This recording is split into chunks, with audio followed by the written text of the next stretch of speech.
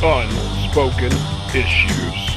Ladies and gentlemen, welcome to the Unspoken Issues podcast. We are back. When I say we, it is me, Jesse Starcher, and over there is Dean Compton of the Unspoken Decade. Dean Compton, you said, here's the schedule. I want to talk about one of my least favorite characters, and that's the Punisher. Yeah. Well, Fuck that guy. You gotta throw some people a bone sometimes. And All right. I am a person who does not care for Frank Castle, the Punisher. I do not have 97% of his appearances ever, of all time, including the 9.2 slab to Amazing Spider-Man number 129. I thought I'd do this for the people. All right. Yes. For the fans. For the New Yorkers. For the New Yorkers. Frank Castle's theirs, right? So anyhow, that's the kind of guy I am. Very magnanimous. Obviously, everyone listening knows that's a whole, fucking 10 pounds of monkey crap in a 5-pound bag, as The Rock would say. I love the Punisher, and every chance we get, I try and move him in here, and y'all are very gracious. Y'all like the Punisher, around half as much as I do, I suppose. So, every chance we get, I can push him through, and this time, we did Eurohit. This is the one I picked. I picked it over Suicide Run. That was my original thing, but I read Suicide Run. I wasn't feeling it. I wanted something that was a little more colorful, a little less dour, something that had Batroc Zelipa. Batroc Zelipa. Oh, man. So, yeah, this comes out June of 1992. Darry, did you know this was a thing until Dean talked about it, or what's your thoughts here on Eurohit? I did. I read a couple of these when they came out back in the early 90s. I did not have the entire run. I wasn't picking up Punisher regularly. If it was there and I grabbed it, great. I do love the character. And for whatever reason, I had never gone back to it. And then Dean suggested it, and I sat down and I saw it was Dan Abnett and Andy Lanning of Annihilation fame. I read the entire 7 issues of Eurohit in a single sitting. I couldn't put it down. I enjoyed it so much. I kept thinking, I wish this had been a Punisher movie. I wish this had been a sequel to the Dolph Lundgren one, because that's exactly what it is. It is 2 pure hours of fun. I enjoyed it so much. I read the rest of their run through 75, which we're not going to cover tonight, but I just equally as good. I just really enjoyed it, and this is going to go into my Punisher rotation. So again, fun through and through. The best Abnett Lanning Punisher, though, surprisingly enough, is in Punisher Warzone, a story called Psycho, where this rogue government agency starts capturing all of these psychos and brainwashing them and thinking they're in just a regular town doing Andy Griffith shit, and then they'll play something on their TV and they'll go kill somebody. Well, Frank Castle winds up involved in this, and hijinks ensue. But that's my favorite Abnett Lanning Punisher. This would be number 2. And you calling it a movie thing is great, because when I've described this to people before, I'm like, it's probably the most James Bond the Punisher ever gets in a lot of ways. He's jet setting across Europe, always a step behind the bad guys somehow. And he also uses a glider suit. So that seems very James Bondish to me. I did get the very first issue of this. I'm pretty certain I'm pretty certain I bought this off of the shelf, but I don't think I got any of the other issues, as far as I know, off the rack. Now, I might actually have ended up with a couple of them from an auction, but I never had the opportunity to sit down and read the whole thing. So I knew it was a thing. I read the first issue, but I had no idea what we were going to get after it. So when it came out for real back in the day, I only had the last part. It's literally only the second Punisher comic I've ever bought. Now, I bought the Daredevil Dead Man's Hand that guest starred in Punisher, but Punisher Warzone number 5 was the first Punisher comic that's ever mine. Now, I liked the Punisher before this because I had seen the movie and had some of the cards, but this was the second one I bought. I bought this and a Wonder Man. It might have been Wonder Man 13. It's an Infinity War crossover. I bought them at the same time. They were $1.25 each, and I wanted 3 comics. I wanted those 2 and Infinity War number 3, but Mom was like, you can have that one or those 2, because $2.50 a princely sum. Yeah. I mean, where would she ever come up with this money? So I got those 2. So the only one I ever had was the last one. I read that thing. The cover fell off. I pinned the cover to my wall. I mean, God. Yeah. There's a line in the last one where like Micro is talking about Tarantula, and he's like, "Nice guy once you get past the spikes." And I have used that line forever since. Really? Anybody who I don't get along with, who I didn't get along with. Like Darry, nice guy once you get past the spikes. It's true. That's canon. That's canon. And also, I bought it. I did not steal it. My mom bought it. But Okay.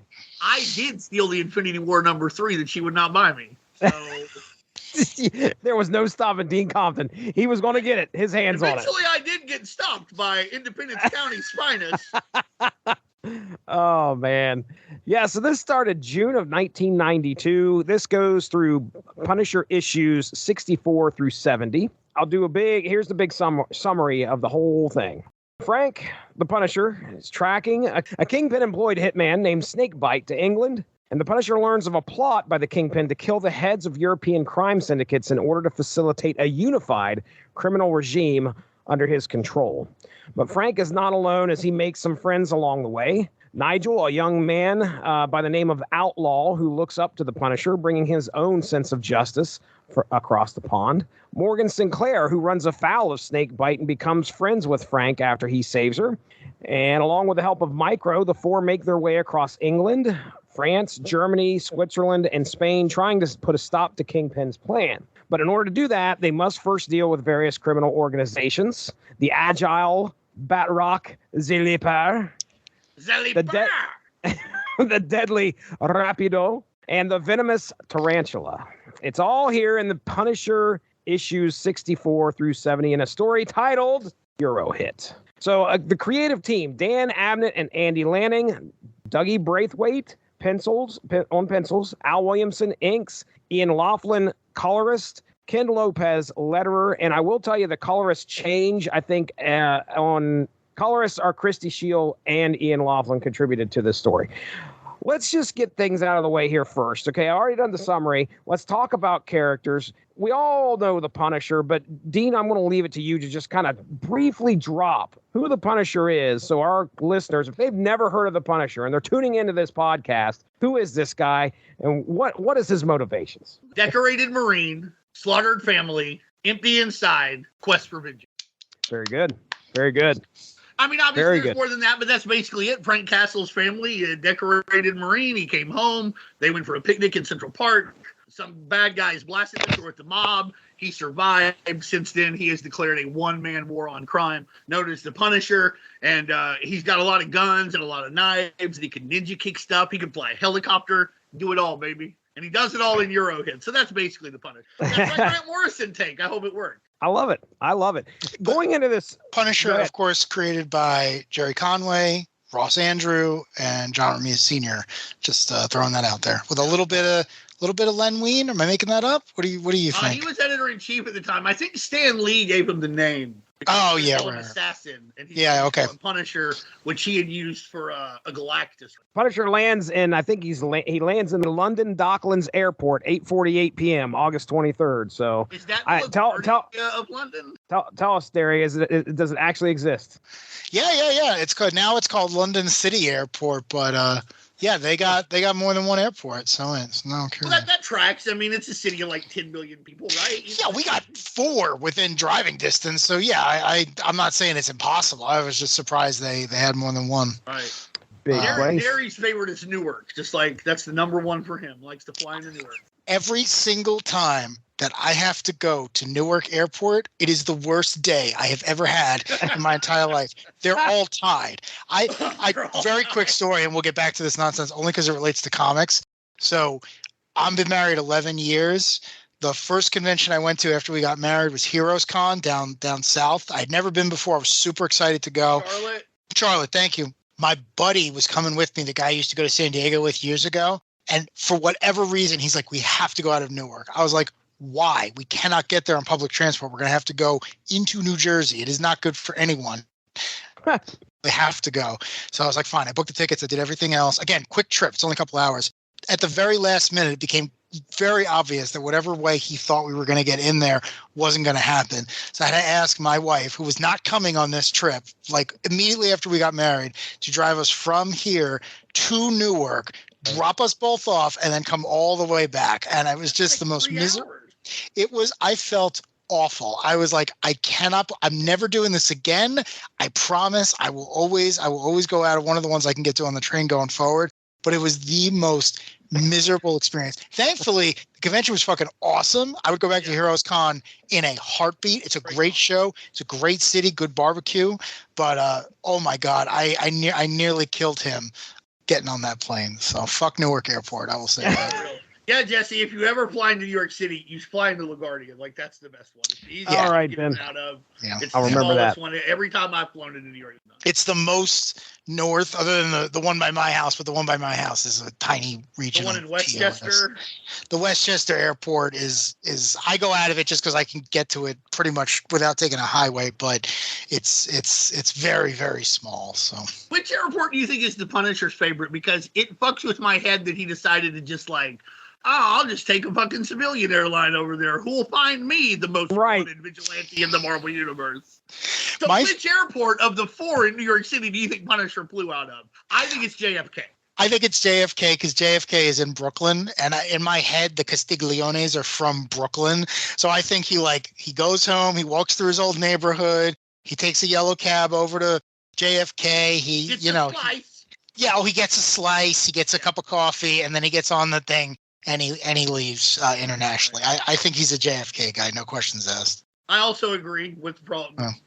Micro's already over there too. Like Micro's the smart one, right? Like, he's like, I'll find a back way into England. Frank, I don't know any back ways. Well, he can he's got the magic hack the planet powers, right? So whatever no-fly list he's on pre 9/11, he could just be like, that's some other David Lieberman. You're not looking for me. That's racism shit. So he just unchecks the box, sits first class, and then he's all set. Yeah, he's a better hacker than Crash Override from the movie. But not better than Zero Cool. Zero Cool, Micro, Crash Override. Those are the listings in 1992.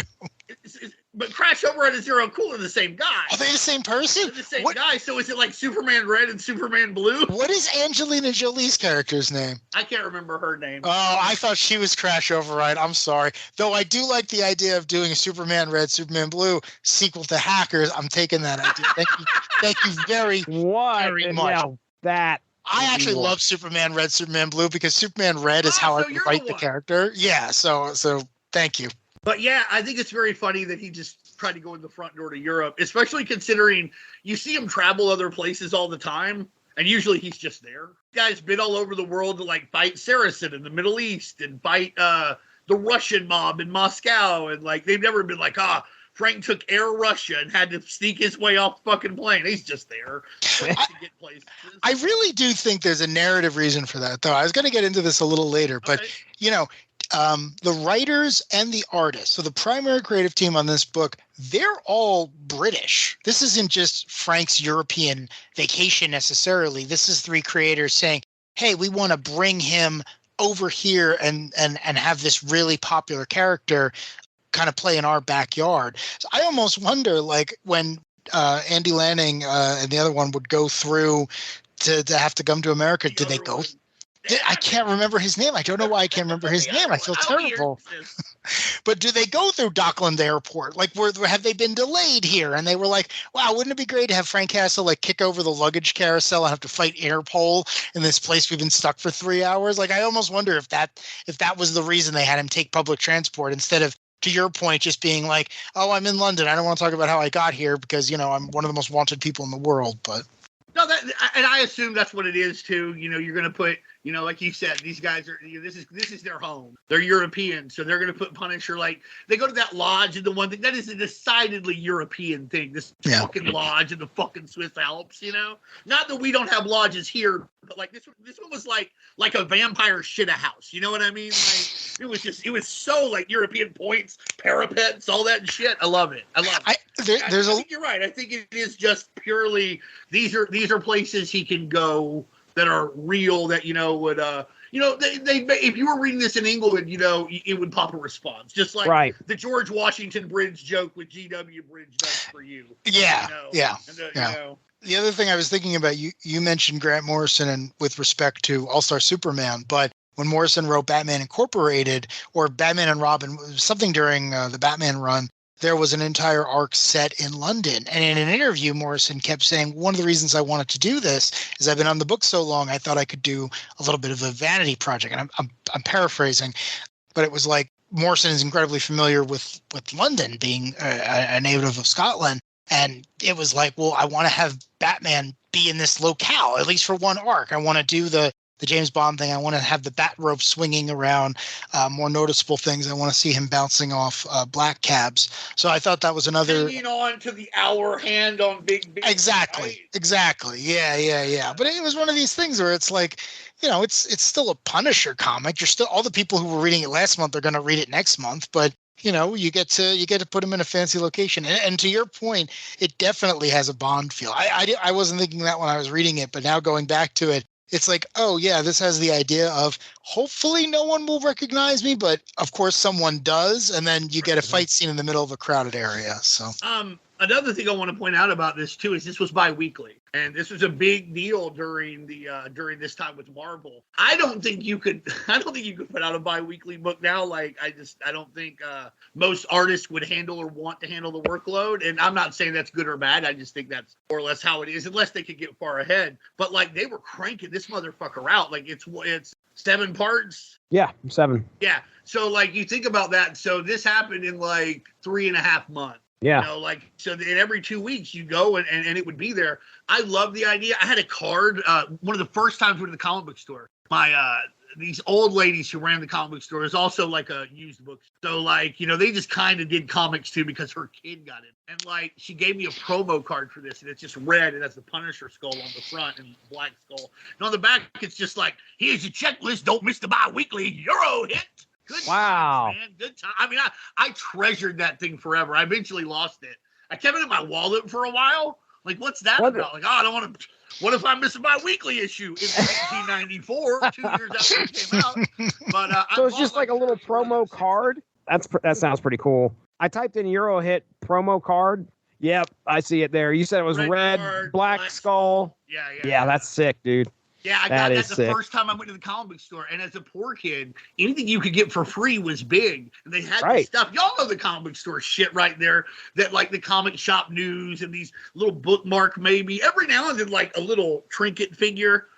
Every time I was getting those. I also would not get bags with my comics because they were a nickel each. And so like, hey, 10 comics, that's 50 cents. 50 cents is a Dr. Pepper, which they also sold, which I would need to read the comic.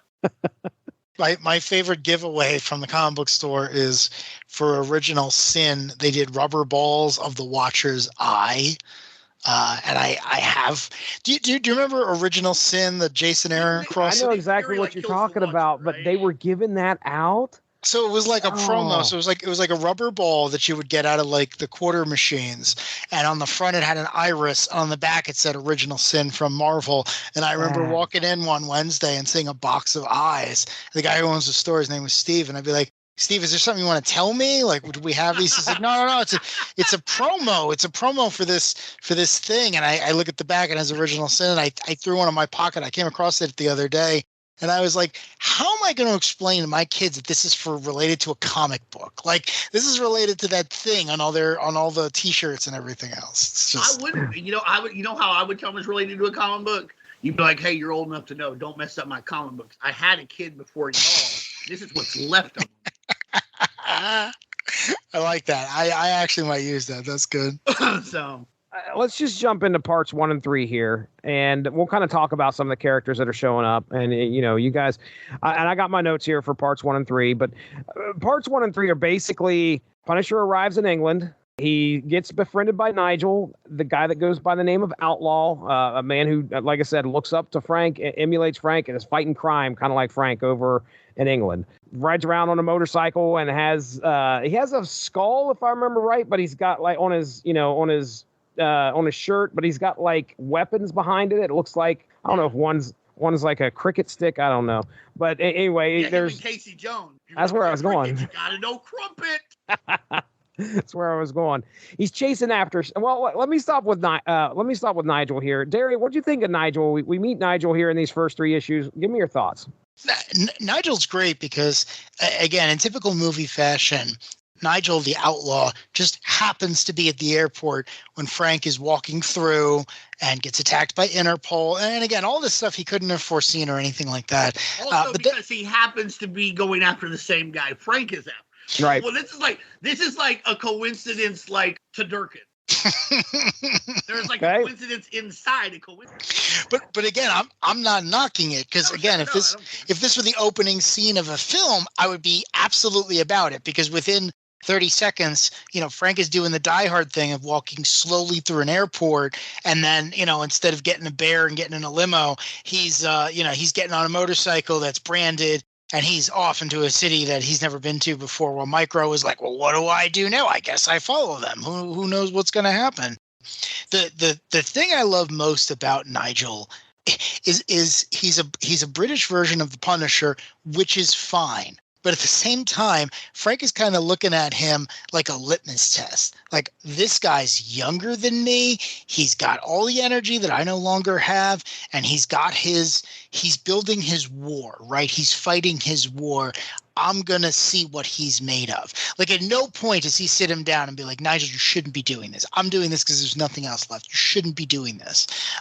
He kind of feels him out. He kind of almost gets that, like, maybe there is something here. And I like that about him. I tell him to stay out of the way a lot, like you're useless. I think that's sort of the harder version of you shouldn't do this, because let's be honest, Frank ain't playing patty cake with nobody. He's not. And again, I don't think that the Punisher is looking for, a true sidekick or anything, but I kind of read that as, like, Frank's also a career military guy. So, the new person, the rookie, it's like, okay, listen, you need to stay out of the line of fire until you see how things are done, because I don't want to have to escort your body back to the States. So that's kind of how I read it. Yeah. It was almost like, if Nigel can watch me and see what I do, and he's going to insist on doing this when I go home, he might make it, and he might save couple people here, because Frank doesn't have a ton of experience in Western Europe, but there's crime everywhere. So I think also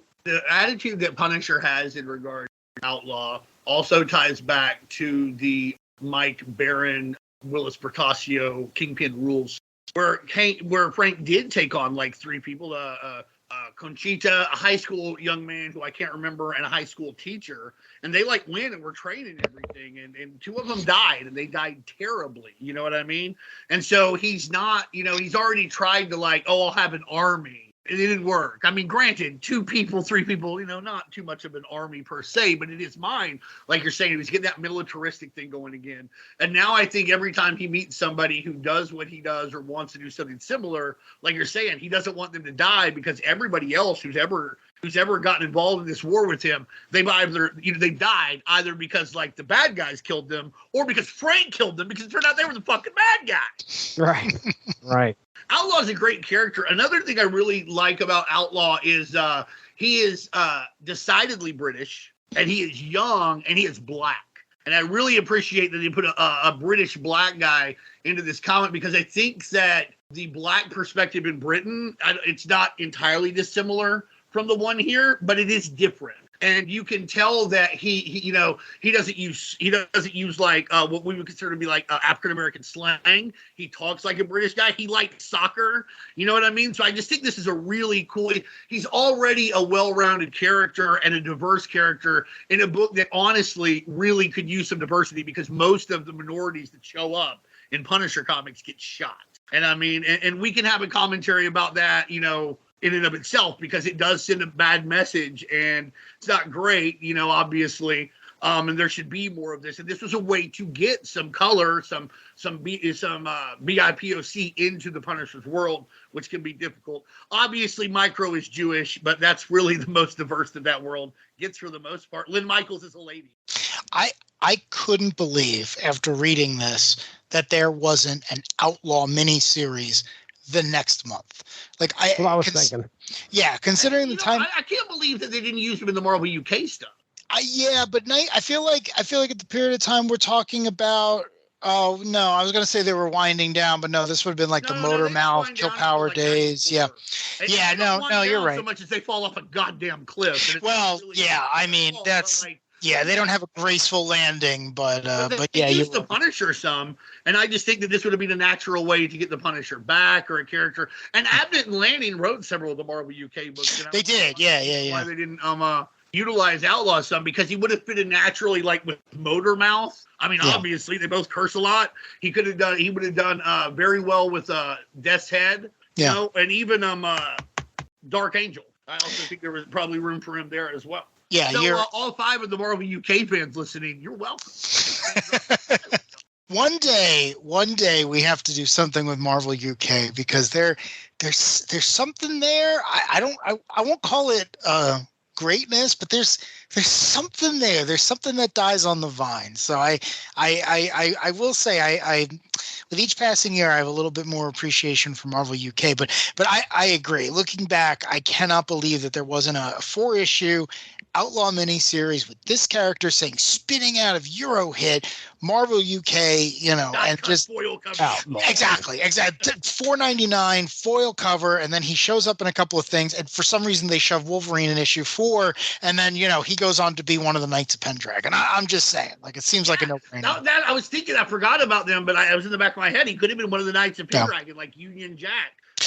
Joey Chapman. That's the only reason I know about it, because I went back and read it because I'm such a huge Joey Chapman fan. So the first volume's really good. I also think that another character who joined up with the Punisher around this time, also black, Shotgun. Also, like, you never hear from him again outside of this. And I think that both of these characters could be utilized to. I mean, listen, I don't think any of them are going to push the Hulk or Iron Man out of the way as front runners, but in a world where like Devil Dinosaur and Squirrel Girl are like A- players, I think there's stories to be told about those two. And I'm not bad-mouthing Squirrel Girl or Devil Dinosaur. Love them both.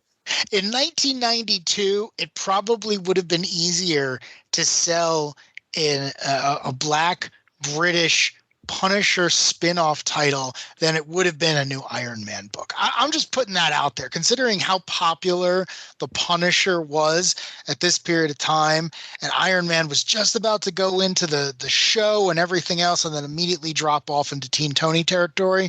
I'm just saying, not the character's finest moment, not RDJ certainly. Well, Kaminsky's still doing Iron Man at this point, so it's still pretty good until like he gets off of it.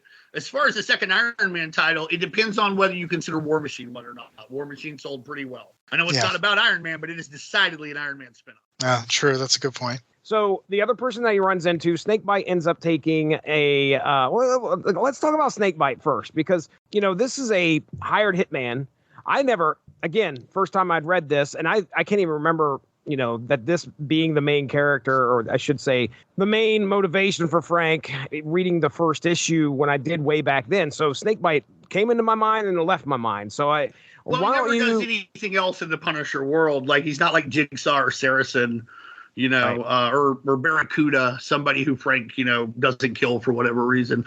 Although I think he could have been. Honestly, I think Snakebite's, two things about him. Number one, I do think he was too interesting to have killed. They really should have tried to, keep him around, bring him back. Number two, in my head canon, he's Australian. There's nothing about him that, like, he doesn't speak with an accent, but like, that guy just looks Australian to me. So he's Australian. What did they say he was? Did they say I don't know if it does. I don't know. I have it in my head that he is from the South. Oh, he's definitely from Texas for me. I don't know why. Texas, well, you know what? The accents aren't as dissimilar as you think. It's wild. Australians and British people can do my accent better than either of you Yankees. Yeah, you ain't kidding. Texas works. That's what I had in my head. I was thinking like Snake, like Rattlesnake. He wears that stupid hat. It's the hat. And he's got the little, the bolo tie or whatever. He's got a bolo tie at one point. But what's funny is, like, they wear all that shit in Australia, too. Like, I mean, not everybody. Me that Australia and Texas are the same. And their cowboys are very much like the Texan cowboys, if you will. Yeah. Okay. All right. But like, listen, he doesn't have to be Australian. I think he's cool. I think his little his gun thing is cool. I think he has a lot of plot armor in this, like a tremendously large amount, but that's fine. That's part of the point. But you got to have plot armor for your main antagonist, so there's a good payoff. My biggest problem with the whole thing, though, and it ties into Snakebite in that like Frank Castle has to be bailed out again and again and again, especially against the Snakebite guy. And I'm like, I feel like he's killed guys who are like better more easily. And like, I feel like it's weird how much is sometimes the agency gets taken away from Castle from the first issue where like he has to get rescued, where he gets rescued in the very last issue, you know, by Morgan Sinclair. They both fucking soap opera shit. That's a soap opera name if I've ever heard one. Oh yeah, absolutely, dude. But no, I like Snakebite. I think he has a good vibe. I think that, you know, he could have stuck around. Yeah, and I agree. If I were ever to get to write the Punisher, I would try and introduce a character called Snakebite with connections to him, but not bring him back. Yeah, I don't want to shit on the canon, Jesse. I'm a real. I hear you. Snakebite is one of those great move the story forward villains, right? Because he's good in every situation. He shows up in one of these countries that Frank has to find his footing on, and Snakebite is already killing people. And Frank makes a point of constantly saying, like, Snakebite only needs the one shot. He's going to do one shot, he's going to take out, and he's going to move on to the next thing. So it's almost like a video game. Like, I have to stop him from getting that one shot to kill the guy and move on. Again, going back to what we were saying earlier, very Bond-esque, very like, you never know the guy's real name. You know he's a henchman. You know he's reporting up the chain to the Kingpin. But in and of himself, a very interesting character. I liked him. I was surprised that he was introduced in the first issue because this story hits the ground running. And I was wondering if, maybe he was chasing him last story or there was a reason he was coming to Europe. But no, Dan and Andy really just hit the ground running with this guy. And I thought that was good, too, because they allow you to build up why he's so dangerous as Frank chases him. And then the only other thing I'll say is I love the name, like Snakebite. Like, it's just one of those things. It's like, why is it called that? We don't know. We're never going to get around to knowing it. It's just like a very action movie thing. Like, I could almost picture the actor, whomever it would be, 20 years later sitting at a comic book convention and being like, hey, were you Snakebite in that Punisher Eurohit movie? And he's like, yes, I was. Would you like a photograph? I'm like, absolutely. Yeah. You go to get one, he slides the guns out of his sleeve. Slides the guns, right? Yes. Just bam, Yeah. just two Derringers. Like, Right. I thought he was a great villain. Because it's a hidden weapon, much like the knife that the guy from Madison Square Garden in the Carnage comics had. He brought that thing in. It was hidden. You didn't ever know where it was going to come from. It just comes right out. He's ready to go. Snakebite also ready to go. I really respect him. He probably learned that from that. Oh my gosh. Well done. Wow. He's proud of himself, I can tell. You're proud of me, Jesse. All right, so Snakebite, he's involved in whatever plot that Kingpin has going on, which Kingpin is apparently doing some legitimate business over in London with the, what is it called? They call it the Channel. Yeah. Which was big news then, man. Oh my God, the Channel. They are building a tunnel from England to France. I remember hearing about this when I was like 6, and I was like, my God, we'll have a tunnel from the Atlantic to Africa in no time. Yeah, any minute now. He's involved in some legitimate business, but also obviously this nefarious stuff that's going on. Morgan Sinclair shows up, who's apparently been working with this.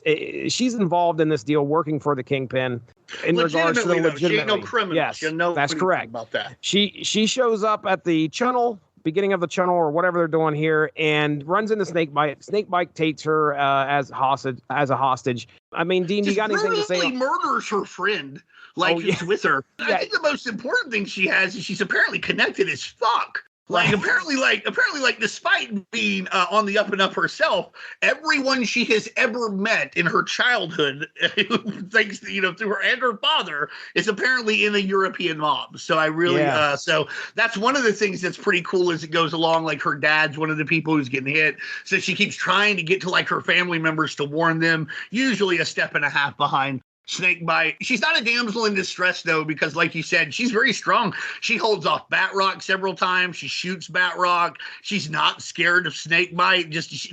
It seems like the more dangerous it is, she just gets more pissed off. Right. She's like, this should not be happening. Probably, she never says this, but she knows that her family is nefarious and they're doing mob shit. And it seems like she didn't want part of that. But here she is, despite, what I would assume, going to college, getting an advanced degree, working connections, working her way up, and now is in a very prominent position like in charge of like maintenance and shit on the fucking channel, you know, like the big project. And now here it is dragging her into it, which is, she's like, I never wanted any of this. And even worse, it's not like somebody kidnapped her, you know, because they knew who she was. It's all a fucking coincidence, which probably pissed her off more. So the more Snakebite, you know, does, the more pissed off she gets, which he will eventually pay for. In my second read through, I know you said it's a coincidence, but I thought to myself, and this is not stated in the book anywhere, but I was like, you know what? I bet the Kingpin chose her specifically because of how connected she was in order to advance it. Now, that's not even said. It's good. But, it's good fan theory. I mean, that makes sense. She has no intent on helping Kingpin do what he's planning on doing. She's just trying to do whatever legitimately she's supposed to do. She ends up getting taken hostage, and Frank, of course, rescues her. They end up going to France. They end up in France, and Snakebite escapes. There's a memo that she grabbed off of Snakebite during this fracas that when he was trying to grab a hold of her, and it's got a bunch of targets on there. You can't remember all them names, I guess. That's the only thing. The only reason. So they're trying to put 2 and 2 together. They get to Morgan's uncle because she's like, okay, I know a guy who's on this list, and it's my uncle. So they go over to his house where he's staying, and they're too late. And sure enough, Snakebite and his minions, which I think Batroc is involved in this point. Yeah, and Batroc also and, Rapido. One of my favorite parts is when, like, he loses that note. And then they're all on this like interconference call, and Batroc is like bored as hell. He's ready to do some kicking and some leaping. That's what he does. He is. Kingpin's like, okay, I think everything's going well. Snakebite, you're fucking late. And he's mad already. And then he's like, okay, how about that list? And he goes, oh, boss, sorry, I also lost that list. And then Kingpin gets really mad. And he's like, please fax this over to, And I'm like, why did you need him to have the list if you have it? Like, you could, I don't know. Honestly, the Kingpin just wanted to be mad at Snakebite. I understand that. But yeah, that's a really cool little conference call. And it's funny. It's kind of prescient because that's what we do now. Like, literally, that's what we're doing right now. True. Rapido, okay, before we get to Batroc, because I think he's quite the star in this, but well, he's sort of the star everywhere he goes. He is. Let's talk about Rapido here. I want to find out. I should have looked this up, but have we seen him before in Punisher comics that you guys can recall at all? No, this is his first appearance. Yeah. Why don't you go ahead and describe what Rapido looks like / is able to do there, Darry? What's this dude look like? Rapido is a large gentleman. He has longish hair, he has a beard, and he has a Gatling gun for a hand. He has what might be both the least practical and best looking superpower of all time, where instead of having a gun he can just hold and wield, his entire arm has been replaced. It's never explained why this is the case, who did it, how he can control it. Again, none of that matters in Eurohit. Only that Rapido is going to shoot and shoot and shoot and shoot. My favorite part about the design of the character is that he is holding the trail of bullets. I don't know what the formal term is. The ammo belt. The belt, thank you. Yeah, the ammo belt. He's got it draped over, like Braithwaite always makes a point of drawing that onto the character. So he is holding this ammo belt and feeding it into his own arm. It's a thing of beauty. Again, I go back to my movie comparison. Like, I just feels like DNA sat down and said, what would look great? This guy has a Gatling gun for an arm. Why? No. Doesn't matter why. He has it, and he's going to constantly be shooting at the Punisher when Snakebite isn't in screen. So I love him. I appreciated the belt too, and I know this is going to sound silly, but like when you're asking people to suspend their disbelief, like sometimes it's the nuances that can really get you. And like if he was just shooting and there was no ammo belt, I'm like, where's he getting these bullets? You know what I mean? And then he's also holding it because like if you're firing a light machine gun or a heavy machine gun, like a heavy machine gun, like a 50 caliber from World War II, it has its own, like a guy would just be his job to handle the fucking, belt, right? Because otherwise it doesn't work. It has to be like, cajoled and canoodled, so that it goes through, or your weapon will jam up. I don't know what would happen if his arm jammed up. That sounds terrible. Did we? Like this fucking trap jaw looking motherfucker here. Like, he can't use his arm now. But like, I really appreciated that. I know that sounds silly. Like, oh, you could believe a guy has a Gatling gun arm, but he doesn't. But you couldn't believe that he just, doesn't have to hold an ammo belt. And like, I could, but then you're asking me to go further, and that nuance could just take care of itself. And it actually, like, I think makes it cooler. Because it's weird, because somehow it makes it more real. You're like, oh, that is a Gatling gun, because that's what you have to do with it. Well, you mentioned that, and the first person I think of where this actually had me raise my eyebrow and questioning things is Bushwhacker. Like, Bushwhacker has... Oh, yeah. Okay, and I never could understand, like, okay, how is he firing these bullets? What is going... Is he making them himself? I don't know. I've never looked it up. He loads them, actually. Okay, all right. So like, he's his got arm will come apart, and he has to load it, And like, sometimes, if you recall, like in the Dead Man's Hand thing we did, Daredevil like jams it all open. So much like any other gun, like, it has a mechanism for loading. And I've seen Bushwhacker run out of bullets and also have to load his arm. So that's Rapido, but let's talk about Batroc. Batroc must be discussed. All right, Dean, you're on here, buddy. Tell the people who Batroc the Leaper is and why we should be so worried. Well, honestly, you probably shouldn't be. But Batroc the Leaper is a Captain America villain, actually, and it's great to see him here because he doesn't really have any superpowers per se. He is just a super master of savate, which is the French style of kickboxing. Kickboxing has different schools. There's one out of Thailand that's like Muay Thai, which is like very hard hitting knees and stuff. Savate is much more acrobatic, and it has a lot less actual hand boxing, although it is legal because kickboxing, you can still punch with your hands and shit. But it has a lot more emphasis on, I don't want to say super kicks because that sounds reductive, but basically a whole lot more movement, a lot more ballet type things with like big finishing kicks, if memory serves. And then there's the American style, which I don't know. They say there's one, but it really just sounds like hit him.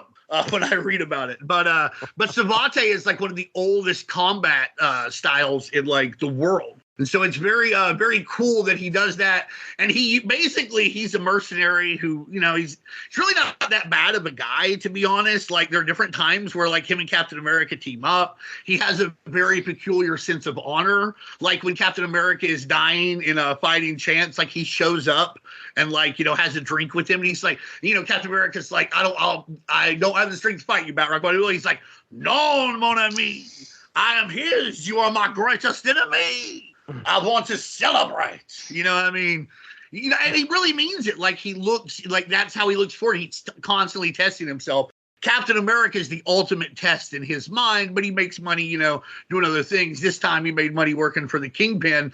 And you never really get that like hand-to-hand, like big fight between him and Castle. I think it would be a lot like the Daredevil fights, except Castle would win because Castle's willing to get tagged like 4 times so that he could like punch him in the throat. He's like, I don't care. And, Batroc, what you do get from Batroc a lot, though, is like he has these, I don't know, they're Wolverine looking like things coming off his mask. And it is very funny how often like one of them gets torn off or like all like burnt up and stuff. So that's Batroc the Leaper. A favorite character of mine, and I think this might be the only time he ever tangles with the Punisher. I really like them using him here, and like later in Marvel Knights where they'll use Zoran the Weapons Master, and like I think Razor Fist gets involved, like Shang-Chi's there. There's a lot of like hand-to-hand guys from that 70s Kung Fu era that would fit in nicely with a lot of Punisher stories that they don't use. And also a lot of lower level Captain America villains like Batroc or Crossbones, but they never really seem to like cross paths with the Punisher, although they would fit in well here, I guess, because they don't want the Punisher to kill everyone, because he would. Yeah, I kept waiting for the Punisher to shoot Batroc because he's just one of these guys. He is very funny, but my goodness, he is annoying. Like the affectation. But that's why you like him. Right, exactly. The affectation that Dean is. Once you get past the spikes. It's all true. He doesn't want to kill Cap. He wants to prove that he's good enough to stand up to Cap. He's this terrible French stereotype. He's got the little mustache. He's got the accent. His power is to jump away from danger. Like he's just, the whole checklist. But he's like one of the originals, right? He's like a Kirby Lee creation. Like he's got pedigree. So yeah, I didn't expect Punisher to shoot him, but I was kind of hoping Punisher would shoot him. But Ted Morgan does. Yeah, no, someone does, which is always a nice thing. That part though, where he's in the helicopter, like they're trying to get away, and like he's like, get to the chopper that we flew in here on, and they open the door, and there's like Batroc, and they're like, bonjour. The one thing this did make me really, really want is the guy who portrays the character in the MCU. I do not know George his name. St. Pierre. Thank you. He came back for one of the Disney Plus shows, so he clearly is willing to show up. So if they ever bring back John Bernthal as the Punisher and they want to have him fight that guy, I would happily watch that for an episode or two. So that makes me very excited that might even be possible in the future. And, George St. Pierre, very legit, multi-time UFC light heavyweight champion. He certainly can fight in any way that you would like to fight. Beat everybody of any pedigree that was big when he was big. I guess he's been retired like 7 or 8 years now. So in Winter Soldier, when he is fighting Chris Evans or Chris Evans' stunt double, like he's a real, right? Like the guy who portrays Batroc, he could kick the hell out of Chris Evans. Oh yeah, he could beat the shit out of Chris Evans. Oh, okay, all right. Yeah. That's what I mean. George St. Pierre's a multi-time UFC light heavyweight champion. Like legit. Like he was the only guy who beat like Wanderlei Silva for a little bit. Like he was really good. Great takedowns, great submission artist. Not a kickboxer, but it doesn't matter. Sure. Before we go on from the first issue, my favorite moment in the first issue, and possibly my favorite moment in all of Eurohit, is when the Punisher is riding with Outlaw back to Outlaw's hideout, and then he gets there and he pulls his gun on Outlaw, and Outlaw's like, "That's my gun." He's like, "I know, I found it in your pocket." Like pure greatness. Like that is why I love the Punisher. As Emily likes to point out a lot to people who like, because she knew the Punisher was and liked him before we got together, but now obviously, you can't spend 8 seconds with me without having a newfound respect for the Punisher. But she's like, one of the things when people would critique him, they're like, "Oh, well, he's dour and there's something going on." She's like, Punisher's hilarious. Like just both intentionally and unintentionally, like has good lines, but also like you can just bounce anything off of him, and it's pretty funny, just because he's always the Punisher. And I think that is a great example of the character in of himself got over on somebody who had all of the advantages, quipped them while doing it, while holding them hostage with their weapon. My most favorite Punisher line of all time is when he tells Spider-Man, "We had a team up and you were great." And then you see the flashback of Frank using Spider-Man's unconscious body as a bludgeon against the enemies because someone was the Russian, right? I think it might be the Russian. I think it's from a Garth Ennis issue, and someone was able to knock out Spider-Man, and Frank is like, "Well, I'm not going to let this go to waste, and I know you can take it since you're my oldest foe." And he just uses him as a brutal like bludgeon. And then when Spidey wakes up, he's like, "What happened?" It's like, "Oh, we had a team up. You were great." And then like, "You were great. You were great." And just deadpans it and walks away. And Spider-Man's like, "Yeah, all right, fine, good." And then whenever Emily and I finally get married, the parts where we have like quotes before you do it, like that's one of mine. "We had a team up. You were great." So they get to Morgan's uncle's too late. In order to escape, they find a helicopter. Jump into the helicopter. It's Morgan and the Punisher, and they end up getting shot down over Germany. Now, they're looking at this list. They find the next target on the list, and they head to this hotel. So Frank and Morgan are like, "Okay, let's go here, and maybe we can stop Kingpin doing this." Nope. The most European Swiss mountain hotel lodge you can imagine. Like nowhere else in this place. Now, this is in England and Germany and France. Nowhere else is it snowing, right? Here, 7 feet of fucking snow. Like, we are in Europe, baby. And whatever Europe you associate with this area, that's the Europe you're in at this point. That's not a criticism. I love it. So they get to this hotel. They just so happen to show up after a Romanian criminal dispatches the owner of this hotel and pretends to be the owner for a little bit, and then is like, "All right, I'm done with the charade. you Americans are here. He was all aware about Kingpin's plan because of this guy is known as the Bear. Yeah, he has a computer. Right. What's funny about that is he thinks Frank and Morgan are hitmen sent from Kingpin. Right. There's again, this thing is full of bad coincidences for everyone involved. Also, the Bear is a piece of trash, and that's why you can't trust communists. Oh yeah, okay. State communists anyway. Council communists are fine. Okay, all right then. So the Bear has killed the hotel owner. Frank and Morgan are there, and just like you said, bad coincidence. And he's finally like, "You guys are dead. Instead of me just killing you right now, Frank, go ahead and take off, and I'll let my army chase you down." Well, that leads to some great scenes where this army. It's what is the name? Surviving the Game. Is that the name of the Ice-T movie? Yes, that is the name of the Ice-T movie. Or you could go Hard Target, whichever one you want to go with. A Most Dangerous Game, I think, is the story that all that is based on. Gotcha. So they're hunting Frank. Frank turns the tables. He kills the army, goes back, and he has a battle with the Bear. And this is actually where we're ending these first 3 issues with this battle between the Bear and Frank. And this is my note. This is really my note of these first 3 issues. And that is the end of that fight, where apparently there is a live bear trap on the wall for decoration. Frank sends this guy into, and he goes head first into it. You don't see it. It all happens off panel with a big snap. But I mean, that's appropriate. He used the bear trap to kill the bear. Congratulations. I love it. That's what it was there for.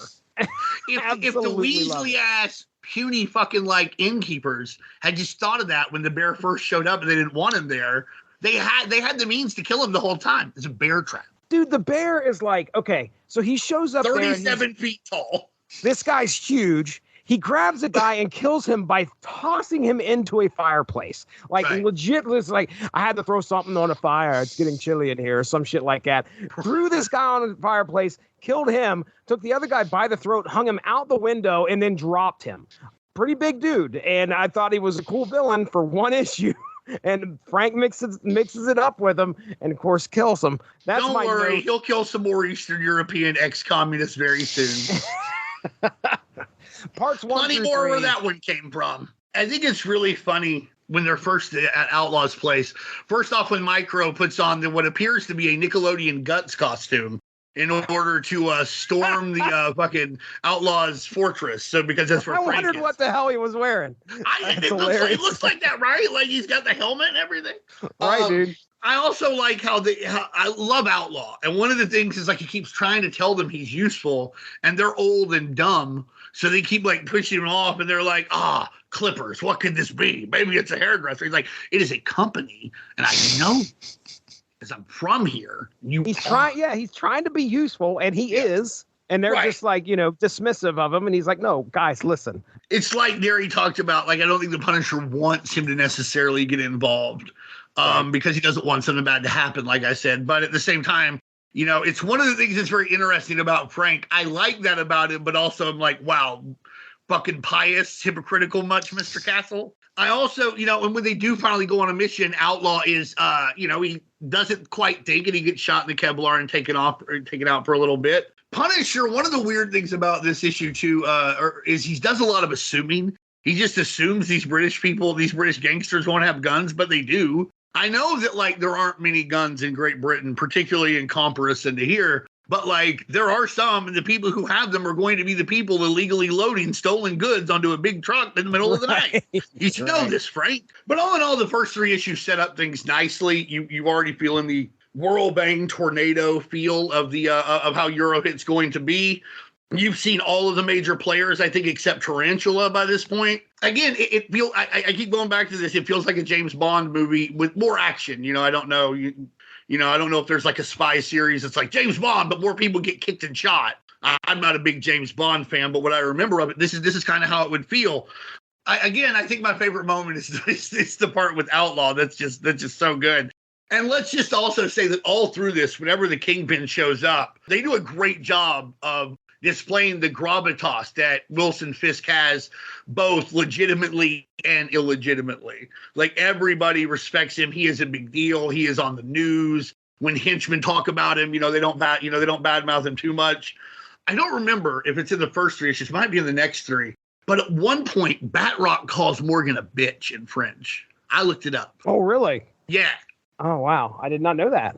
It's like Cien de Moss or something. I looked it up and it said like female dog. And I'm like, he called her a bitch. Oh, wow. Take that, Comics Code. Got one by ya. Darry, what do you think? First 3 issues, man. One of the things I really appreciate about Eurohit, and it's on full display in the first third, is, or rather the first 3 issues, is issue titles for all 7 issues. Again, they just have like weird action movie cliches. Like issue 1 is called Arrivals, and it's in an airport, and Frank is arriving from the States. The second one is called French Connections, and it has them going to France and all this nonsense. And I just really appreciated that because, again, I just James Bond, fine, but this is some sort of action movie. It just happens to be a comic. And going along. They go to London, it's capital punishment. Yeah. And at one point, it's like one of them is like time is running out or something, and the cover is Frank hanging off Big Ben or something like that. And it's just, or no, I'm sorry, it's in Switzerland, and he's hanging off Swiss timing. Swiss timing. Thank you very much. And it's just this like. Get the European clock right, Darry.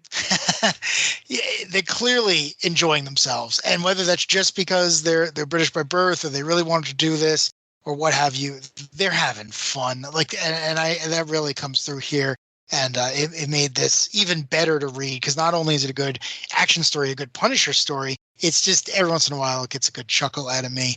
And no more when the Punisher goes through the tunnel on the motorcycle he has taken, and his inner narration is talking about how he has nothing to declare, and then he hits a guy with the motorcycle and then starts shooting everyone and makes jokes about how the gun manufacturer is the one who stamped his passport. And I was just laughing. I was just laughing out loud. Like, again, I pictured Dolph Lundgren and Arnold Schwarzenegger saying those lines, and it took me back to a better place.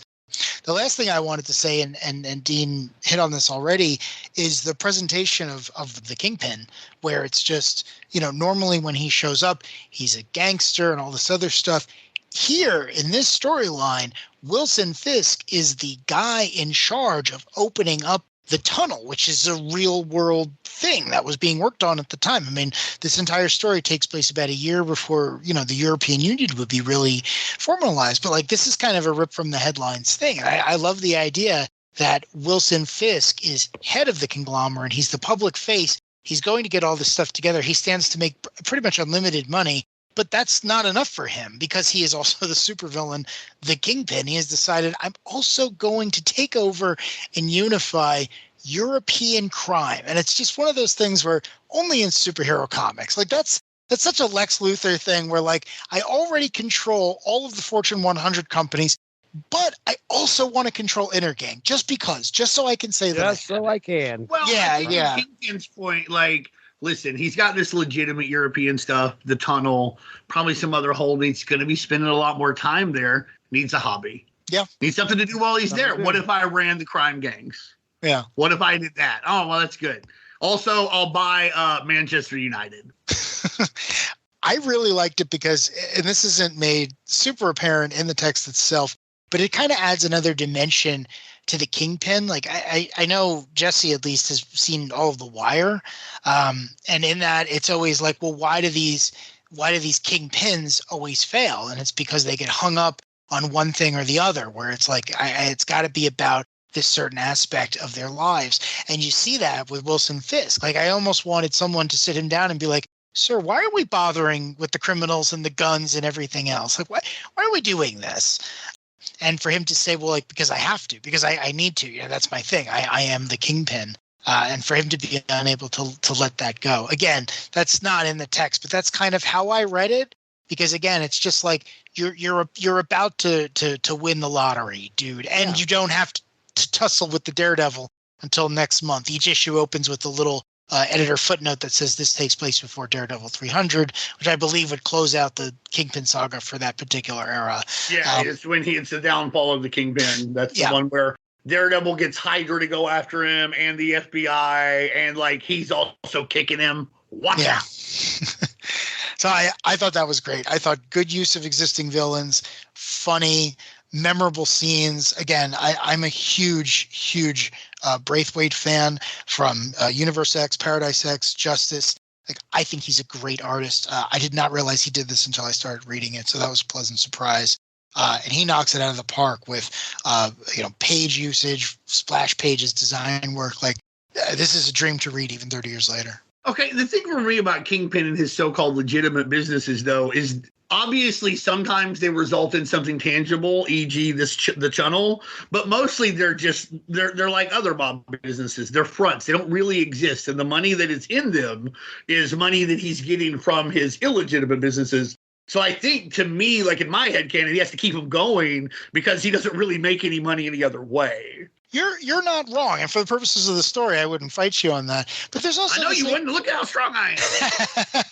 But there's also this idea of, like, in the show Breaking Bad, they talk about this, where it's like, at a certain point, you get all the money. Like, you get all the money. Like, right. At what point do you just say, like, I have enough money? Like, a big part of Kingpin's narrative, and you see this in the movie The Spider-Verse, is he has trouble keeping his family together because he has anger issues. He was abused as a kid and all this other stuff that he's got going on in his life. And there's a good argument to be made that, like, well, if he really cared about all that stuff, eventually he would say, I have enough. I'm done. I'm going to back out and I'm going to, retire with Vanessa and Richard and see if I can get some grandkids out of the equation. But he never does that because, again, he's done it a couple times, but it never works out. Just when they think I'm out, you pull me back in. Yeah, I mean, You're saying, though, just like the guy in Breaking Bad, part of Wilson Fisk always wanted back in. My point is that, and again, this is the plot of The Godfather. I mean, this is literally exactly what happens in The Godfather. It's like Wilson could have everything he wanted, and he'd wake up every day, and if someone badmouthed him, even if they weren't trying to, even if they had no idea who he was, he would stew until he had murdered their entire family. Like, that's who he is. That's why we're interested in him as a character. And I think that comes through here. Even if he's sitting on conference calls and faxing things in and probably reviewing, agreements and tariffs and all this other stuff. Taking a lunch. Yeah, he's doing all this stuff in the back of the head. And he's thinking, man, I can't wait to get back to Hell's Kitchen and punch a blind man in the stomach. I can't wait to do some really petty stuff, because that's when I get the suit pressed. I go to the gym. I make sure my nails are done. I get ready for that. All this other stuff that I stand to make billions of dollars from. It just doesn't get me going. Oh, wow. Like, I hope somebody badmouths me so bad today that I slam their head in the corridor until they're decapitated. That's what I think. That's what I think drives him. That's why I think he's still the kingpin of crime instead of just being this guy with his own island somewhere. In response to your humor comment too, it's true. It is very funny, but it's British funny.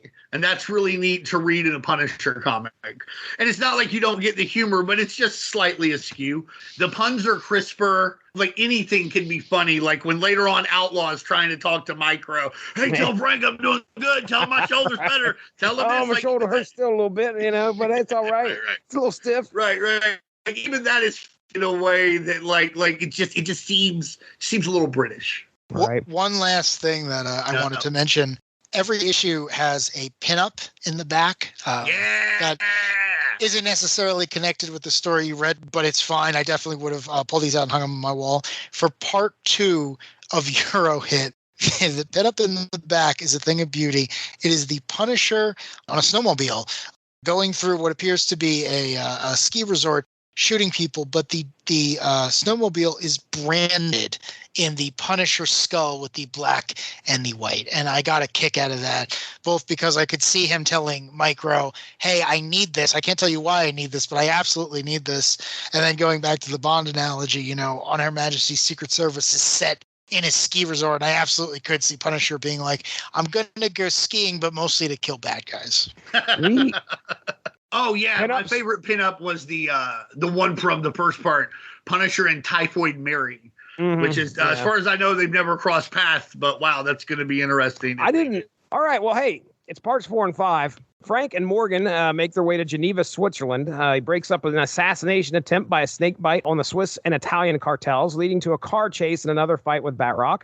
Escaping, they use some intel to head to a ski lodge to find the Tarantula and the Spanish syndicate waiting on them. Frank and Morgan, let's stop. Okay. Because we need to talk about the Tarantula. Tarantula was created around the same time as Punisher, right? Weren't they? I know the second appearance of the Punisher has. The first appearance of Tarantula, I think, is like the second appearance of the Punisher. Okay. I want to say, but yeah, they're created around the same time for sure, and around in real time, when they were neophytes, they did run into each other with Spider-Man in the background. There's actually a really cool scene in that one where like Punisher like knocks Spider-Man down, and like right before he does, Spider-Man's like, "Ah, crap, not you," and he knocks it. He goes, "That's right, Spider-Man. It's the Punisher."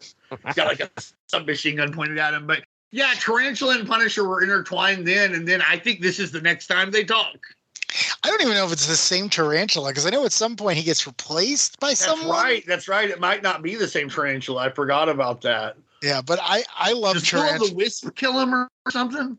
Yeah, that sounds right. I don't remember offhand, but that I knew he got right. replaced though. You're right. This is a different. I think. Yeah. And they don't spend a lot of time with the man beneath the mask. And also, correct me if I'm wrong, but he's not Spanish, right? He's Latino, I think. I thought he was from Venezuela. Yeah. Okay. All right. So, but at the same time, like they make it clear he got hired. Yeah. Of course. They're not saying he's from Spain. He just happens to in the Spain issue. But yeah, Tarantula is great. Tarantula is one of these 70s Spider-Man villains, and his gimmick, or at least it became his gimmick, is that he has spikes on his boots that have poison on them. So similar to Batroc, where he's kicking people, he's just got to get one good swipe, and you're going to be poisoned to death because of his feet. So he's an interesting gimmick character. I actually always thought he had a great character. Really good costume. Yeah, a costume. I thought he had one of those great costumes. You don't really need to update it too much. It's not that dated. Past that, unfortunately, there's not too much for the character. I like him showing up here. He's got the pre-existing relationship with Punisher, but also he's just, he's one of these mercenaries. He's like, hey, we got to kill a bunch of normal people, but it's the Marvel Universe. So I'm going to hire a guy with a costume who's got poison feet, as opposed to just getting like, I don't know, a guy with a sniper rifle. So, it's a good spectacle, but I'm if you were going to get a guy with a sniper rifle, you could just get a deceased Punisher villain sniper. You could do that. So whatever you want, like in the Marvel Universe, if you want to hire like a mercenary who's like, oh man, he broke the top off of a paper cutter and now he slashes people with it. Like, oh, paper cut. Like that's who this is. Like he's there for you. Like, I mean, there's guys there. I love that about the Marvel Universe, where every once in a while someone's like, oh, I need someone to do a job. And then you turn the page and it's just some like absurd B-level villain. And it's like, because this is what these guys get up to when they're not like fighting, when Baron Zemo's not like, hey, I need 100 people to storm Avengers Tower. Right. It's like, how do we pay rent? Well, I put on a costume and I murder a bunch of people that the superheroes are never going to care about because they're either already scumbags or, they're not related to Betty Brant. And they're fighting in the Secret Wars. Exactly. I'm the Beetle. I have nothing to do with that. I was trying to make a couple grand here, brother. Yeah. Dean, what do you think of the Tarantula, man? Anything to add? That pretty much sums it up. I think, like I said, I think he looks good. I think they really do a good job with him. It's fun that he winds up teaming up with the Punisher. And it's fun. They keep getting across. One of the things is, even though he's a mercenary, he's very loyal. Like at one point, he gets accused of being disloyal because there's a traitor in the Spanish cartel who is not him. It turns out to be someone who is related to the Dawn. But like, he's like, no, you bought my loyalty. Like, I think he firmly believes in that he's like, no, you signed the check and I signed the contract, and you don't have to worry about anything else. Right. Even though some people are like, well, how could you trust the mercenary if they'll just go to the other side? It's kind of like the line from the Bob Dylan song, Absolutely Sweet Marie. To live outside the law, you must be honest. Because, like, what else do you have? Like, if you're going to, like, sell drugs and front people drugs, and you need to bring the money back. Why do they bring it back? Because they want more. And if you start to get a rep like, oh, I don't pay my debts, or I'll sign both sides, like I'm the Tarantula and I'll work for the Spanish guys and the Kingpin, you won't work for people very long, because either no one will work for you or someone will just take you out because you can't be trusted. I think he puts a lot of stock into that. I really enjoy that about the character. I think it's funny that Batroc has this weird, like, he goes, I've heard people compare us. I must defeat you. And you're like, have you? Like, I mean, possibly, but like, I don't mean to say this bad about the Tarantula, but I feel like Batroc is in like a slightly higher echelon in Captain America's villains than Tarantula is in like Spider-Man's. Sure. So like, aren't you like, that guy's a little below me, right? But apparently not. Batroc has, you know, Batroc pays attention to anybody that uses their feet. Anybody that uses their feet to battle, it's on his list. Be careful if he walks by the playground and you're playing kickball and you happen to have that mistletoe. You'd be like, no! Follow me! I am the Parsi kicker! That's a good point, though, because if you had a list like the top dozen Cap villains, it's quite possible Batroc's going to make it for 12. But if you had to name the top 24 Spider-Man villains, Tarantula doesn't get anywhere near that. So, so that is a good point. But you know, so I like Tarantula. I like everything he does here. You know, everything he does is cool, from his kicking to putting on that super glider suit that they all wear at the end. That I just think is amazing. So looks like it was lifted from some like Nickelodeon kid show, like that Alex Mack show or something. Like, you know, looked like something somebody would have used on one of those, or the Adventures of Pete and Pete. Do you not want Scene? The best television show of all time. If you do not want Scene, I would say pick the least bright color.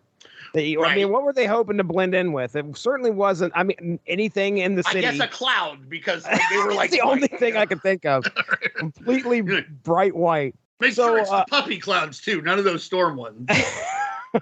Frank and Morgan are taken to northern Spain, where they surprisingly find another uncle of Morgan's, Uncle Paco, who is apparently one of the lieutenants, or he's up there on the scale when it comes to the Spanish syndicate. But soon they are besieged by Snakebite's men and discover they are betrayed by Miguel, the Matador. Facing off with the Matador, Frank escapes when a stampede of bulls, which he orchestrated that whole thing, escapes when a stampede of bulls runs over Miguel, gores him, and Frank grabs a hold of the horns and just holds on for dear life. At the end of this two parts, it looks like Tarantula and Morgan get on a plane. Frank hops on just in the nick of time and head back to London. Snakebite, Rapido, and Batroc look to follow. So of these two issues here, that's it. Dean, what do you got for these two issues, man? I just remember,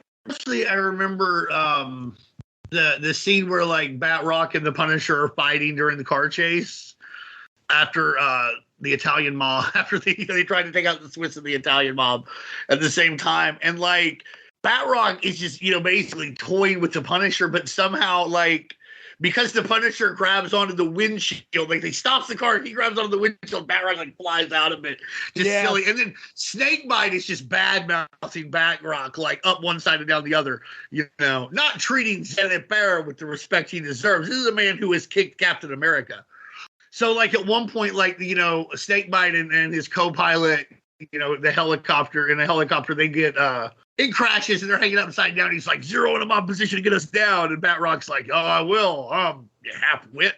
Because that's what he had called him earlier. So it's funny to see that acrimony between Snakebite and Batroc. And also at the beginning of one issue where like they're staking out, because Snakebite's going to try and kill these people in the Italian and Swiss mob at the same time. Punisher's staking out the town, and then like he gets a phone call from like Micro, and Morgan's like, it's happening now, and Frank won't get off the phone. Bro, just hang up. Like, this is happening like right now. Like, nothing Micro said couldn't have been said in like 30 minutes. Okay. I'm like, dude, you're acting all of a sudden like you care what Micro has to say. All you usually do is tell him to like get you food and money and guns and leave you alone. Now all of a sudden, like, I can't, it's Micro, I cannot hang up the phone. Whatever, Frank. Just hang up the phone and go take care of business. This second part of Eurohit is a lot like an episode of Seinfeld, where you watch it and you think, man, this entire thing could have been avoided if any of you had a cell phone. Yes. That's how I felt reading this, where it's like, wow, you had a piece of paper that had the list of names, and then you're all trying to figure out a password, passcode, passphrase, whatever it is. And then you have one guy in the story whose superpower, for lack of a better term, is that he knows computers. He does machines. So it's just one of those things where it was like, only in 1992 could you have pulled this off. But 5 texts would have just taken care of the whole problem. Yeah. It was one of those things where, just a few years later and the mechanics would have been different. But I don't know if this is established anywhere, but I have it in my head that Frank is just a complete Luddite. Like, that's why he needs Micro. That's why he needs everything else. Because if you were to give him a computer and tell him like, oh, hey, you can order ammo and everything else, he would just look at you and be like, I'm not touching that. I'm not going anywhere near it. So how about you do it for me? Click. Yeah. I like to in these two issues, it keeps the action quotient up because, every couple of issues they're moving scenery, they're moving locations. They don't spend too much time with that. There's no like text walls about what this place is and why it matters. It's also not the American view of these places. Like, again, it just feels very natural. It's like, well, now we're in Spain and now this is the locale and he's going to draw some beautiful stuff. But Punisher is still in a car chase with a Frenchman dressed in purple. So I really liked it. It didn't pull me out. When in Rome, exactly. Which ironically, I don't think they go to Rome in Eurohit. No, they do not. It keeps the momentum going. It's 2 great issues. I kept thinking like, if these were the next 2 in my file, I'd be like, yep, good, great. We're not losing momentum in Act 2 of a 7-part series. Another appearance by Rapido or however you pronounce it. Rapido? He is always a delight, and I love him. By the end of this, by issue 5, we're heading back to London. All right, let's get into these. I'll read this for parts 6 and 7 of Eurohit. Frank, Micro, Tarantula, Outlaw, and Morgan come up with a way to stop Kingpin's plan by infiltrating Omni Tower, where Kingpin plans to do double duty, gathering and killing the heads of the crime families under the guise of a meeting, and then also meeting on the rooftop with legit businessmen about the Channel Tunnel as an alibi. Yeah. What an alibi. I'm sorry, I was in a multi-million-dollar business deal when these people got slaughtered 5 floors down. Everybody saw me. Yeah. Well, you can't miss him. No, you cannot. As Batroc battles the Tarantula and Outlaw faces a Rapido, Frank confronts Snakebite, exposing Fisk's plan to all the criminals at the meeting. Chasing Snakebite after he open fires, something like that. Right? Frank runs into Kingpin, but misses his chance when Batroc runs into him, knocking him over. Snakebite shoots Morgan, enraging Frank, and then Snakebite tries to make an escape to Fisk's helicopter. Fisk knocks him off helicopter and leaves him there on the rooftop to deal with Frank. Frank gets stabbed in the shoulder, but sends Snakebite off the side of the building into some safety nets. Then we get a bit of a battle there as well. But by the end of it, Tarantula, Punisher, and Outlaw are still alive. Also, Morgan, who got shot, is still alive as well. They leap off the side of the building with special glide suits, landing them safely at the bottom while Morgan is rescued by the authorities. At the end, Outlaw gives up from the Tick. At the end, Outlaw gives up crime fighting. Fisk opens the Channel Tunnel while Frank and Micro head home, but not after being told by the authorities to never come back to Europe again. I should say, Snakebite, by the way, they got into a little tussle in the safety nets, him and Frank, because Frank was down there with him, and I think Snakebite meets his end. He falls off of the side of this building, out of this safety net, onto the ground. He gets impaled. Like, the thing he stabs Punisher with winds up on the safety net with them. So when one side pulls out, it goes like that way, and it like gets him in the eye, and then he falls. Oh, he's dead. Yeah. Snakebite has met. We assume we never see a body. That's true. Batroc versus Tarantula. This was my favorite fight of this whole series. I loved it. Granted, just like you were saying, Tarantula's down there when it comes to the Rogues Gallery, but man, did I like watching these two go at it. I wanted to see them fight because they tussle, initially when they're in Spain, and then watching them go at it again, it was just natural to me, and it was a fun fight to watch. Most of Eurohit is the Punisher going from place to place to place, trying to save the lives of criminals, which is kind of a reversal of what he normally does. And, you know, he's not super successful, but he's at least trying to stave off something worse from being created. And then you get to the last two issues, and Snakebite kind of accomplishes his plan. You know, he does end up killing all of the not even lieutenants, the top bosses who were collected here. So I kind of thought, like, not that Frank wanted him to succeed, but at the same time, it's like, oh man, I really didn't want you to do that, but I'm probably not losing too much sleep that you know, one criminal murdered a bunch of other ones. So I thought that was a pretty fun resolution. Plus Punisher killed all of the lieutenants who were going to take over. So, like, the family is going to wind up with whoever their, like, third guy or fourth guy down was. I guess the speaker of the mafia house will now ascend to the presidency or what have you. Right. Just from a plot point of view, the Kingpin was going to kill the number 1 guy. He had Snakebite kill the number 2 guy, and then Kingpin's men would have been the number 3 guys, and they would have taken over. And now Punisher has killed all the number 3 guys.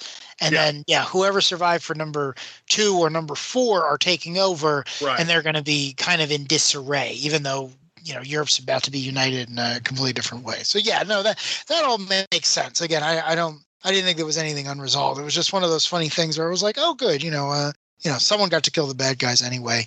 The cliffhanger on the 6th issue, the penultimate issue, annoyed me so much because the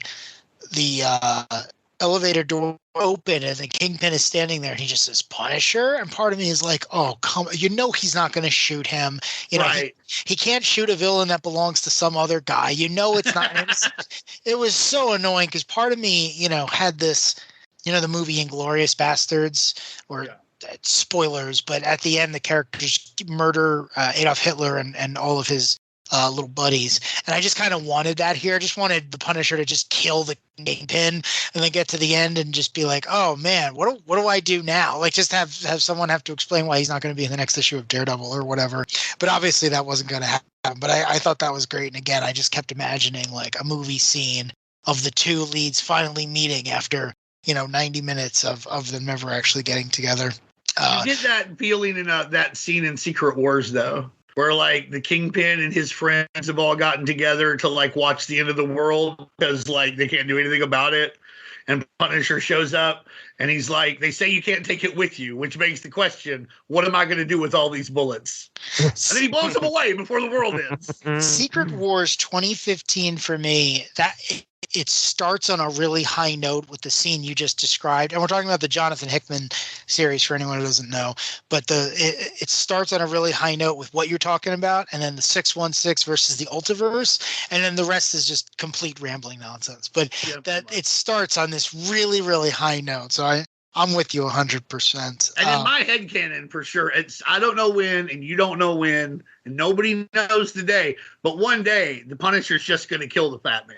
That's just what's going to happen. Like, he just, like, one day, it doesn't matter any reason why he shouldn't, which there are reasons not to, but he's just like, you know what? Today's the day. After all these reminders throughout these issues, okay, so like I said, first issue of this dropped in June of 92.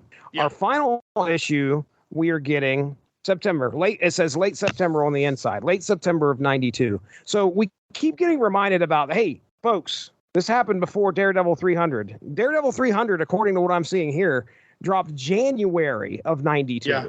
So, yeah, you talk about the Kingpin staring down Frank and you being like, oh, here we go. But wait a second. We obviously know the Kingpin, if you're reading Daredevil, the Kingpin's going to live at least past this interaction at some point. Also, what was interesting, too, is all the captions that were like, Punisher's like, we've been here 3 months. Apparently, this adventure takes like months. Wow. I don't know the exact number, but it is like 2 months or so. No, you're right. And I mentioned earlier that I read the follow-up arc by the same creative team, and that's actually a huge plot point. That Punisher was in Europe long enough for the people he hadn't bothered killing in New York to kind of step up and say, oh, I guess it's safe to come out, so that when he comes home, all of these very low-level people who had been beneath his notice are suddenly making power grabs. And he's like, what, I took the summer off to go to Europe and I come back and you all think you're big people? And he really steps up his game to the point where the city of New York has to respond. But that's a separate issue. But yeah, timing wise, he's gone at least a month, if not more. That doesn't necessarily come through here, but there's a lot of quick jumps where, like, you see him at the beginning of the penultimate issue, and they're back at Nigel's headquarters. Like, days or weeks have passed to get this thing set up, because we go from the tunnel still being built to being ready to be open. So someone somewhere got overtime on that job. The only other thing I wanted to say, my favorite line in all 7 issues of Eurohit is at the very end when Mike Crow says to Frank, like, food in England was terrible. All I want to do is go home and get my favorite sandwich from the deli on the corner. And as a New Yorker, I felt that. I felt that in my heart, and I really appreciated that. It's the very last line in a comic about Europe written by 3 people from Europe. So I want to give a shout out to that. Thank you. Thank you, guys. Yeah. Thank you for 2 things. First off, admitting your food sucks, because it does. And second, and I don't mean that in a bad way. I mean, I'm sorry, but like, just English food. And I like a lot of food from a lot of places, but like, at no point have I been like, looked at an English breakfast, for instance, and be like, boy, that looks fucking delicious. You know what I mean? Like, so number 1, thank you for that. And number 2, yeah, when you live in a big city, and not just New York City, but when, I lived in Atlanta, I had my favorite store that I went to that made sandwiches. I lived in Philly. We had like 2 stores that we could walk to that made sandwiches and stuff. And like, you get attached to them. It is a big deal. And there comes a point where, like, if you move somewhere else, for like 3 months after I moved to Connecticut, I was like, I don't know, nobody here could make a sandwich, because he's too used to those. So really good point on both. So really good point there. And, congratulations to those 2 for admitting these things. One of the best parts, though, is when the Batroc Tarantula fight. And when Batroc, like, beats the shit out of him, and Tarantula's like, yeah, but I won. 1 hit. All I needed was like, 1 hit. I got you once, and that's all it takes. I got this poison, and then Batroc's looking for an antidote, which we can assume he finds, because there's no big, like, polybagged Death of Batroc issue that happens or anything. He just needs to go on to be fine. He's in, like, Captain America, like, 412 or 413 or somewhere around there. But I remember that so clearly, because I had that issue and I would read it again and again. And I was like, I wish Tarantula would show up more, because I didn't know. There's no Wikipedia. Really, he didn't get any cards in the Marvel set, so I didn't know much about it. It's true. He didn't. Yeah. So I was like, man, he's cool. I wish he'd show up more. I think the conversation between Morgan and Outlaw is fun. Funny rather, because like Outlaw does not stop being a Punisher guy. Oh, really? No, in Suicide Run, he learns that the Punisher's been killed in quotes. And he's like, I got to get over to America, to avenge my buddy. But like, he's like, yeah, but like all my bikes and guns are here. And then the bartender's like, well, I guess you can buy more in America. He's like, you're right. They have guns and bikes in America. so he becomes he's a part of that storyline. And I don't know what he does after that, but I don't think he gives up, being a not a Punisher clone per se, but a vigilante, if you will. Yeah, the Arthur from Tick Looking Suits, just they're funny to me, but they do the trick. All in all, like, it wraps up very nicely. The comparisons to like an action movie are just appropriate. Like, this is not must read for somebody. I would not say that. If you're a Punisher fan, it is, this is really fun. But like, if you're just looking for a good popcorn comic, like, you can do a lot worse than these 7 issues, which are just high octane, jet setting, all over the place action. And, for like the $1.25 you'd spend a piece on them, I think you got your, $10 worth? I'd say this was $10 worth of excitement. Yeah, I had a good time. I know that I enjoyed myself. I mean, I didn't know what to expect. I knew it was Eurohit. I knew he was over in London. What in the world is he going to do? And getting the appearances of some of those regional villains / vigilantes showing up was a great little spice to a Punisher story. Seeing him mix it up with those people, along with the Kingpin being over there as well, that a familiar villain that we all know and love from the United States is over here, and now he's got his hands in what's the European criminal organizations. He's lucky Count Nefarian didn't hear about this. There's all no kidding. It was a lot of fun. So yeah, that's the best way to describe it. It's just fun, and it pulls very few punches. If you're not willing to just like go along for the ride, you won't be able to keep up because like it goes very fast. And I appreciate that about it. It was a perfect read as a very young man, and as the old man I am now, it's still pretty close to that for me. We're talking about the pinups in this thing. You guys got a favorite cover of the 7? My favorite cover is the cover that they used for the Capital Punishment Epic Collection, which I think is the first cover. It's the Punisher with the gun and all the European flags. That's absolutely my favorite. I mean, I'm a geography mark, so I like looking at European flags. I actually did a project when I was in 6th grade, right around the time when I was getting into the Punisher, where I did a project dealing with a bunch of I would take a flag and I would have to do a mini report about the country. And so I'd pick a bunch of European places because I was interested in World War II and stuff. So that just strikes me as awesome. It's just perfect. Punisher, big gun, flags. Tells you what's happening.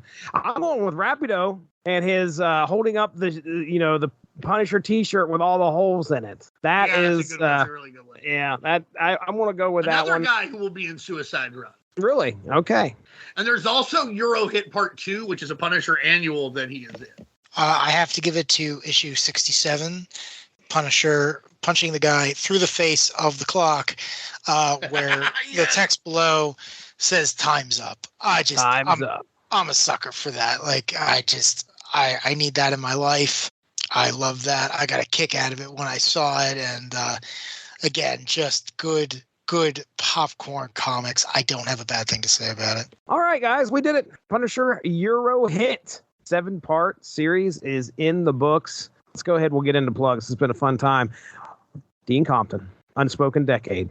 Why don't you tell everybody about it? All right, man. Well, we're over at the UnspokenDecade.com. A lot of articles there to look at. There's several Punisher things I've written. So take a look at those. We actually just welcomed Chris Norris, Bankman 007, to over to the Facebook side, and he's been posting a little more. Really good guy. Maybe we'll get him on one of these at some point. He says he doesn't have the technological capability to do podcasting, but all you need is a phone, brother. Right. So we're over there, and at Unspoken Decade on Twitter, where I'm still going through the 91 card set at different times, and I'm also posting other things, other covers and other 90s comics that appeal to me, and that's where you'll find us. Reach out, tell us what you think about anything, especially if it's good. What I'm really interested in is positive feedback, affirmations. Yeah, well, hey, ladies and gentlemen, the Source Material Comics feed is where you can find the Unspoken Issues podcast. We're on the W2M network. Unspoken Issues, we have a lot of episodes out there. So you guys can check that out. And of course, we completed our coverage of the 18 chapters of Unity. Me and these two guys, we talked for I know we talked for over 6 hours. Edited down, it's definitely a little bit less than that, but that's just because we had so much to say. So check that out. 18 chapters of Unity. And I think that's about it. I'm not going to really plug anything else. So for Darry Waite, for Dean Compton, I'm Jesse Starcher. We'll be talking to you soon. Hello from Stanley Bar. Sounds great. All right, later. Thanks for joining us. Unspoken Issues is part of the UnspokenDecade.com, the home for 90s comics, blogs, and podcasts. Unspoken Issues also has a Facebook group you can join if you are interested. Just search the Unspoken Issues podcast and request to join. All of this would not be possible without W2Mnet.com and the Rattleitch Broadcasting Network, so make sure to seek them out for more podcasts. If you enjoyed what you heard today, please feel free to share, and we look forward to entertaining you again soon.